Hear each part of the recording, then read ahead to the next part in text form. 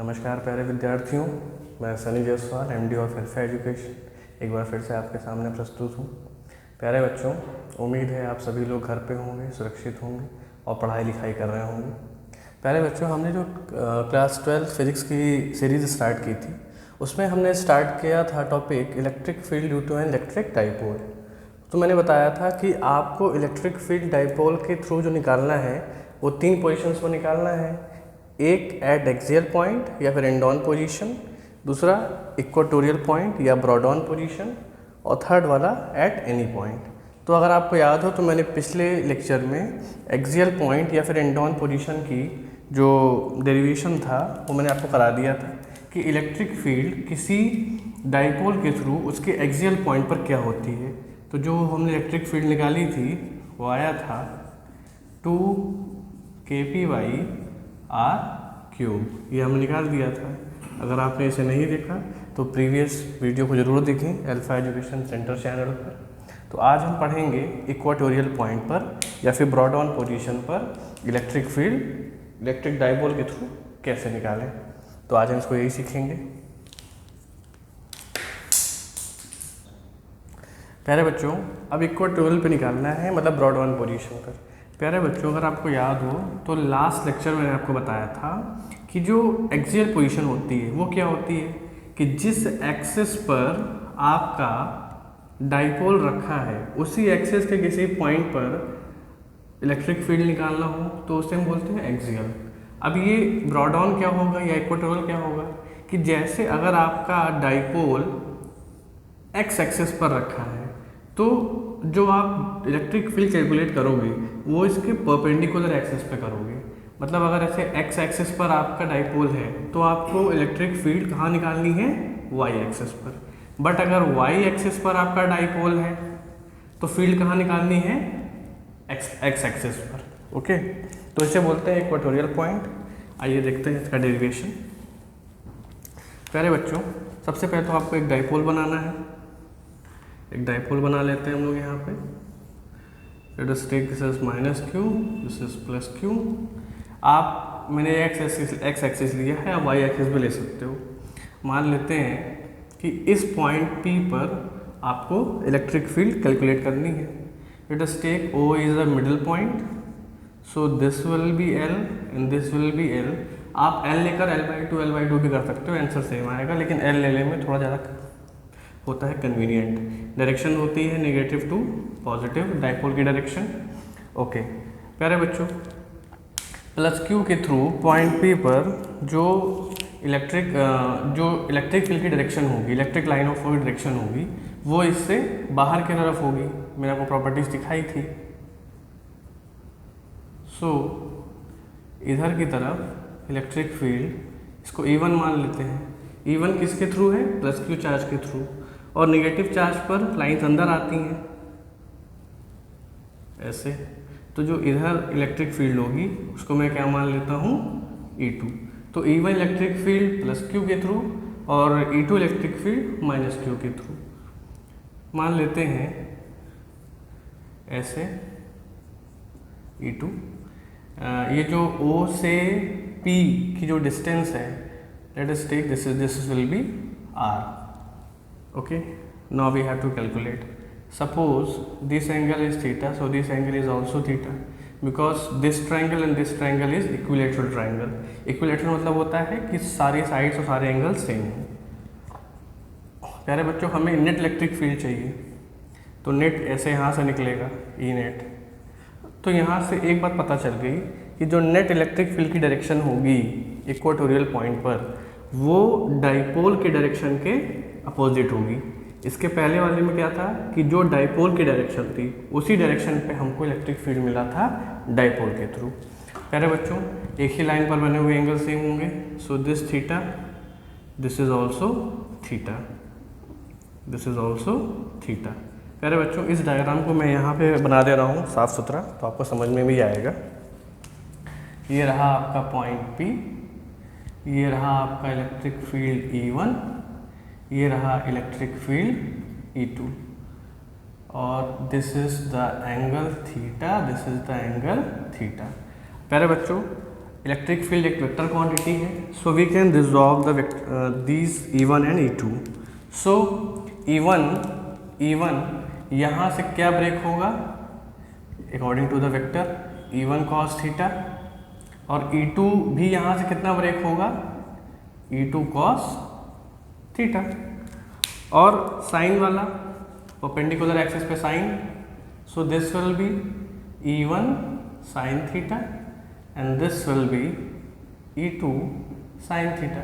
पहले बच्चों अगर आप बहुत ध्यान से देखो तो माइनस क्यू और प्लस क्यू दोनों के थ्रू पॉइंट पी पर जो इलेक्ट्रिक फील्ड का मैग्नीट्यूड होगा, वो दोनों मैग्नीट्यूड वाइज सेम होंगे। तो इस पॉइंट पर E1 और E2 तो बराबर हुए, साइन थीटा तो एंगल भी सेम हुआ, बट डायरेक्शंस क्या है इनकी अपोजिट है, so they will cancel out to each other. तो जब हम नेट इलेक्ट्रिक फील्ड लिखेंगे E नेट, तो हमें लिखना पड़ेगा 2E cos theta, because we know E1 और E2 मैग्नीट्यूड वाइज सेम है बेटा, और ये कितना होगा मैग्नीट्यूड वाइज KQ/R²। प्यारे बच्चों इस पॉइंट चार्ज से और इस पॉइंट चार्ज से सेम डिस्टेंस है, which is √R² + L² Pythagoras theorem. तो ये हो जाएगा √R² + L² का होल स्क्वायर। अब इसे यहाँ पे रखना है, तो जो E नेट होगा प्यारे बच्चों वो 2E की वैल्यू हुई KQ के बेटा कांस्टेंट है 1/4πε0, या फिर 9 × 10⁹ तो यहाँ से स्क्वायर से रूट हटेगा के R² + L²।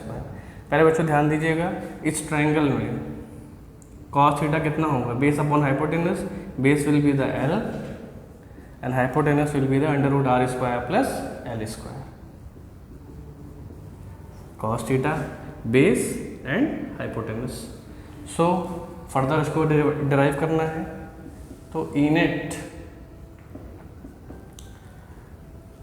के को हम बाहर कर लेते हैं, 2QL आप समझ रहे होंगे, 2QL is the magnitude of P where P is the dipole moment and this will be the R² + L² की होल पावर 3/2।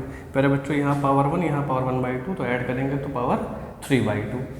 आप एक बात यहाँ पे और ध्यान देंगे बेटे, R² is very greater than L²। मैंने आपको पहले बताया था कि जो इलेक्ट्रिक डाइपोल होता है उसकी अरेंजमेंट ऐसा होता है कि जो उनके बीच की डिस्टेंस होती है बहुत छोटी होती है। तो अगर L बहुत छोटा है तो L² तो और छोटा होगा, तो हम क्या करेंगे L² को नेगलेक्ट कर देंगे। तो E नेट कितना आएगा, ये तो KP हो गया बिकॉज 2QL इज P, और यहाँ से L आपका रिमूव हो जाएगा, सो this will B 3/2, 2 and 2 will be cancel, so E net will be KP upon में R³। अगर हम डायरेक्शन वाइज लिखते हैं तो E net is equals to minus of KP upon R³।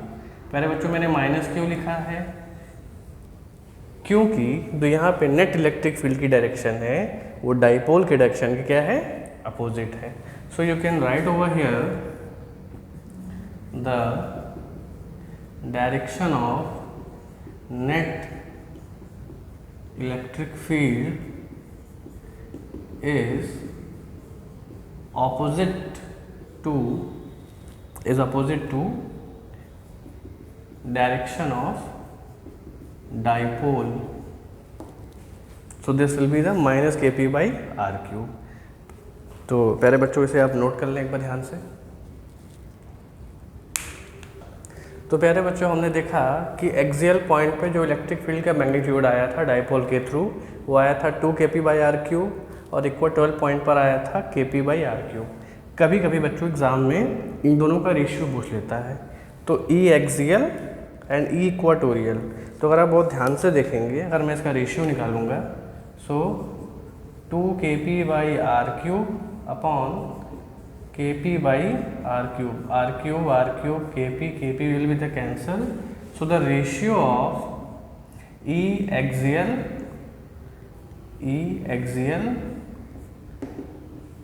and E equatorial is equals to 2:1। तो इसको भी आपको ध्यान रखना है कि एक्सियल पोजीशन पर इलेक्ट्रिक फील्ड और इक्वाटोरियल पोजीशन पर इलेक्ट्रिक फील्ड का जो रेशियो होगा कितना होगा, 2:1। प्यारे बच्चों से ध्यान से उतार लें। प्यारे बच्चों, अब हमें एनी पॉइंट, किसी भी पॉइंट पर, किसी भी आर्बिट्ररी पॉइंट पर, मतलब ना वो एक्सियल पर है ना वो इक्वाटोरियल पर है, किसी भी इंस्टेंट पॉइंट पर हमें इलेक्ट्रिक फील्ड निकालनी है डायपोल के थ्रू। प्यारे बच्चों, आप बुक्स में देखेंगे तो बुक्स में बहुत लंबे लंबे मेथड्स आपको दिए गए हैं, लेकिन मैं आपको यहाँ एक बहुत शॉर्ट मेथड बताऊँगा जिससे आपको बहुत ही आसानी हो जाएगी सॉल्व करने में। प्यारे बच्चों, बहुत ध्यान से देखें, इसको हम वेक्टर से सॉल्व करते हैं। कैसे सॉल्व होगा, लेट मी टेल यू। इसको मैं अलग से बना के बता रहा हूँ आपको। प्यारे बच्चों, जो डाइपोल की डायरेक्शन है वो इस डायरेक्शन में है, मतलब P जो है आपका वो इधर है, और आपको निकालना है इस पॉइंट पर। इसको कुछ और पॉइंट ले लीजिए थे, मान लेते हैं ये कोई पॉइंट है A मान लेते हैं। तो A की तरफ जो किसी एंगल थीटा पर, तो हम इसको रिजॉल्व कर सकते हैं ना प्यारे बच्चों।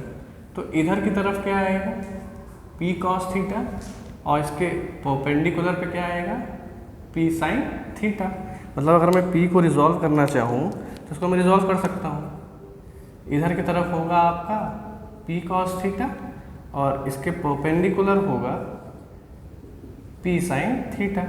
कितने एंगल पर है, थीटा एंगल पर है, और ये रहा आपका P। ओके प्यारे बच्चों, थोड़ा ध्यान से देखिएगा यहाँ पे आप लोग। अगर हमने इस P को P cos थीटा और P sin थीटा में क्या कर लिया है, ब्रेक कर लिया है, मुझे इस पॉइंट पर निकालना है। तो प्यारे बच्चों, अगर पॉइंट A पर P cos थीटा, मतलब P cos theta point A के ही एक्सिस पर है, पॉइंट A के ही लाइन पर है, इसका मतलब क्या हुआ कि अगर आपको इलेक्ट्रिक फील्ड डाइपोल के डायरेक्शन में ही किसी पॉइंट पर निकालनी हो तो वो कौन सा पॉइंट कहलाता है, यस, एक्सियल पॉइंट। सो P cos थीटा कैसा पॉइंट है हमारा, एक्सियल पॉइंट, यस करेक्ट। सो एक्सियल पॉइंट कितना, एक्सियल पॉइंट में जो इलेक्ट्रिक फील्ड होती है वो कितनी होती है, 2kp/r³। लेकिन यहाँ पे 2kp नहीं है, P cos थीटा है अपॉन में r³। और P sin थीटा ध्यान से देखिए, डाइपोल की डायरेक्शन एक की तरफ, मतलब एक की तरफ निकालना है, और डाइपोल किधर है आपका, नीचे की तरफ। सो इन दोनों में जो एंगल है वो कितने डिग्री का है, 90 डिग्री का है। इसका मतलब पॉइंट A और P sin थीटा ये परपेंडिकुलर एक्सिस पर है, इसका मतलब ये दोनों आपस में इक्वाटोरियल पोजीशन पर है। फिर समझिएगा, P cos थीटा A के डायरेक्शन में है तो एक्सियल, और P sin थीटा A से परपेंडिकुलर है तो वो क्या हो गया आपका इक्वाटोरियल। तो इसको मैं मान लेता हूँ E2। So E2 will be the KP नहीं, P sin थीटा अपॉन में r³। अब मुझे इनका नेट लेना है। प्यारे बच्चों ध्यान से देखिए, जो अब E नेट आएगा इनका, E नेट ध्यान से देखिए, दोनों के बीच का एंगल है 90 डिग्री। सो क्या होगा, √E1² E2² plus 2E1 E2 cos theta. प्यारे बच्चों, इसमें जो एंगल है इनके बीच का, इसको अल्फा मान लेते हैं। इनमें जो P cos थीटा और P sin थीटा में जो एंगल है वो कितने डिग्री का है, 90 डिग्री का। सो यहाँ 90 रखना है, cos 90 वैल्यू प्यारे बच्चों 0 होती है, तो ये पूरी टर्म 0 हो जाएगी, 0 हो जाएगी। बचेगा अंडर रूट में E1² प्लस E2²। अब ध्यान से देखिए, E1 की वैल्यू कितनी है, 2kp cos theta upon r³, इसका स्क्वायर भी लेना है, प्लस E2 की वैल्यू कितनी है, kp sin theta upon r³ का होल स्क्वायर। प्यारे बच्चों ध्यान से देखिए, तो kp अपॉन r³ ये बाहर निकल जाएंगे, तो अंदर क्या बचेगा, 2 cos थीटा, या इसको होल स्क्वायर ले लेंगे तो 4 cos² theta plus sin² theta. प्यारे बच्चों, हमें पता है कि sin² theta plus cos² theta होता है 1, तो साइन स्क्वायर थीटा की value 1 minus cos square theta. तो यहाँ रखेंगे तो कितना आएगा 4 कॉस स्क्वायर थीटा, यहाँ रखना है 1 माइनस कॉस स्क्वायर थीटा। ओह बोर्ड तो पूरा भर गया, इसे आप नोट करिए। तो प्यारे बच्चों वहाँ तक हमने देखा KP upon R cube under root 4 cos square theta minus cos square theta. प्यारे बच्चों इस टर्म में जब इस टर्म को हम सब्ट्रैक्ट करेंगे तो क्या आएगा answer 3 cos square theta plus 1 और साथ ही KP अपॉन में आर का क्यूब। अब प्यारे बच्चों किसी भी पॉइंट पर जो इलेक्ट्रिक फील्ड होती है डाइपोल के थ्रू वो होती है KP upon R cube under root 3 cos square theta plus 1। अब हम इससे चेक कर लेते हैं कि ये फॉर्मूला हमारा सही है गलत।